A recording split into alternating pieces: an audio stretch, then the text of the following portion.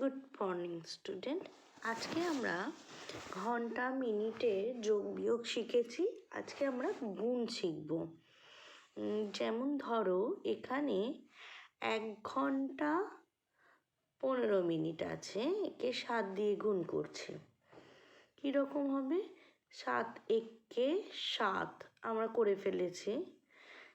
7 15 105 minute. যেহেতু আমরা মিনিটকে গুণ করছি তাই এখানে মিনিট লিখেছি। যেখানে ঘন্টাকে গুণ করলাম আমরা ঘন্টা লিখলাম। এই পর্যন্ত গুণটা একদম নর্মাল গুণ। 7 একে 7 7 ঘন্টা, 7 15 105 105 মিনিট হলো।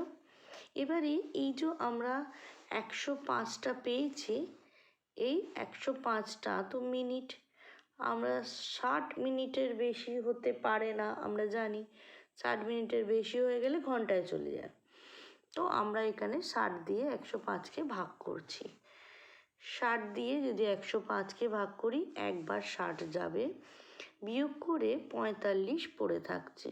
তাহলে আমাদের মিনিটটা কত হচ্ছে? 45 এখানে চলে এসছে, দেখো। আর এই যে 60 দিয়ে ভাগ করলাম, 60 একে 60, এই একটা হয়ে গেল তখন ঘন্টা, তাই তো? 60 মিনিটে 1 ঘন্টা। তাহলে সেই 1 ঘন্টাটা আমরা 7-এর সঙ্গে এসে যোগ করে দিলাম। তাহলে কি দাঁড়ালো? 8 ঘন্টা 45 মিনিট। আমরা গুণ অঙ্ক এইভাবে করব। আশা করছি তোমরা বুঝতে পেরেছো। তোমরা আমাকে এটা বুঝতে কতটা পারলে আমাকে জানিও।